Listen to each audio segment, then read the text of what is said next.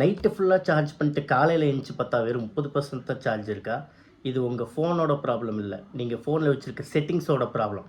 இந்த வீடியோ முடிகிறதுக்கு முன்னாடி உங்கள் ஃபோனில் உள்ள சார்ஜை எப்படி இம்ப்ரூவ் பண்ணுறது நீங்கள் கண்டிப்பாக கற்றுக்குவீங்க. வணக்கம் மக்களே, டெக் வித் டிகேலேருந்து உங்கள் டிகே பேசுகிறேன். இந்த வீடியோவில் உங்கள் ஐஃபோன் பேட்ரி எப்படி சார்ஜ் சீக்கிரம் ட்ரெயின் ஆகுதுங்கிறதையும் அதை சரி பண்ணுறதுக்கான 5 வழியையும் நம்ம பார்க்க போகிறோம். வாங்க வீடியோக்கு போகலாம். செட்டிங் 1, பேக்ரவுண்ட் ஆப்பை ரெஃப்ரெஷ் பண்ணுறது. நம்ம ஃபோனை யூஸ் பண்ணாலும் யூஸ் பண்ணாட்டியும் நம்ம ஆல்ரெடி யூஸ் பண்ண ஆப்பெல்லாம் பின்னாடி ஓடிக்கிட்டே இருக்கும்.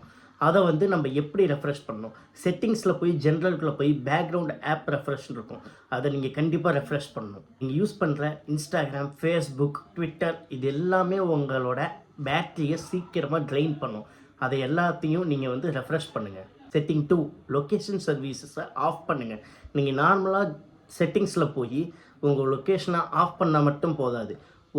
செட்டிங்ஸில் உள்ள ஒவ்வொரு ஆப்லேயும் லொக்கேஷன் சர்வீசஸ்னு ஒன்று இருக்கும்.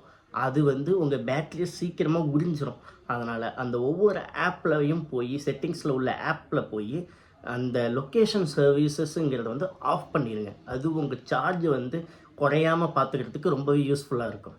செட்டிங் 3, நீங்கள் உங்கள் பேட்ரி ஹெல்த்து எந்த அளவுக்கு இருக்குதுன்னு நீங்கள் அடிக்கடி செக் பண்ணிகிட்டே இருக்கணும். உங்கள் பேட்ரி ஹெல்த்து 80% கீழே போயிடுச்சுன்னா ஆட்டோமேட்டிக்கலி உங்கள் பேட்ரி சீக்கிரம் குறைய ஆரம்பிச்சிடும். அதனால் ஆப்டிமைஸ்டு பேட்ரியை எப்பயுமே ஆனில் வச்சுருங்க. அது உங்களோட பேட்ரியை அவ்வளோ சீக்கிரம் குறைக்காது. அது ரொம்ப நேரம் உங்கள் ஃபோன் யூஸ் பண்ணுறதுக்கு, உங்கள் பேட்ரி குறையாமல் இருக்கிறதுக்கு யூஸ்ஃபுல்லாக இருக்கும்.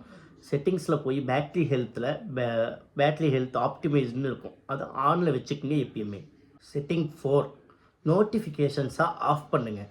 எது முக்கியமான நோட்டிஃபிகேஷன்ஸோ அதுக்கு மட்டும் ஆனில் வச்சுக்கிட்டு மீதி நோட்டிஃபிகேஷன்ஸ் ஃபுல்லாக ஆஃபில் வைங்க.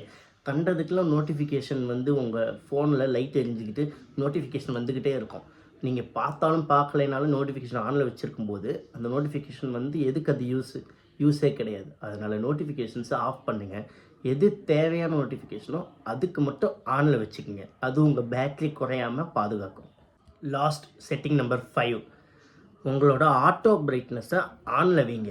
உங்களோட டிஸ்பிளே பிரைட்னஸ் எப்பயுமே நீங்கள் அதிகமாகவே இருக்கணும், கம்மியாகவே இருக்கணும்லாம் அதை தனியாக மேனுவலாக பண்ணாமல் அதை ஆட்டோ பிரைட்னஸாக பண்ணிங்கன்னா உங்கள் சார்ஜ் குறையில கம்மி பண்ணும். ஏன்னா நீங்கள் ஒரு இருட்டான இடத்துல இருக்கும்போதோ இல்லை வெளிச்சமான இடத்துல இருக்கும்போதோ அதுக்கேற்ற மாதிரி உங்கள் ஐஃபோனில் இருக்கிற அந்த பிரைட்னஸ் அட்ஜஸ்டபிள் ஆகும். அப்படி ஆகும்போது அந்த பேட்ரியும் அதுக்கேற்ற மாதிரி அட்ஜஸ்டபிள் ஆகி அது குறையிறதுக்கும் லெஸ் ஆகிறத கம்மி பண்ணுறதுக்கு யூஸ்ஃபுல்லாகவே இருக்கும்.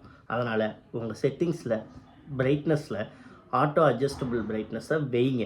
இது உங்கள் சார்ஜை குறைக்கிறத கம்மிப்படுத்தும். நான் சொன்ன இந்த 5 செட்டிங்கை நீங்கள் பண்ணிங்கன்னா கண்டிப்பாக உங்களோட ஐஃபோனில் இருக்கிற சீக்கிரம் உங்கள் பேட்டரி குறையாமல் இருக்கும். அதனால் இந்த 5 ஸ்டெப்ஸையும் 5 செட்டிங்ஸையும் நீங்கள் கண்டிப்பாக ஃபாலோ பண்ணுங்கள். இந்த வீடியோ உங்களுக்கு யூஸ்ஃபுல்லாக இருந்தால் லைக் அண்ட் சப்ஸ்கிரைப் பண்ணுங்கள். நம்ம டெக் வித் டிகே சேனலை சப்ஸ்கிரைப் பண்ணுங்கள். மீண்டும் உங்களை இன்னொரு யூஸ்ஃபுல்லான வீடியோவில் சந்திக்கும் வரை நான் உங்கள் டிகே.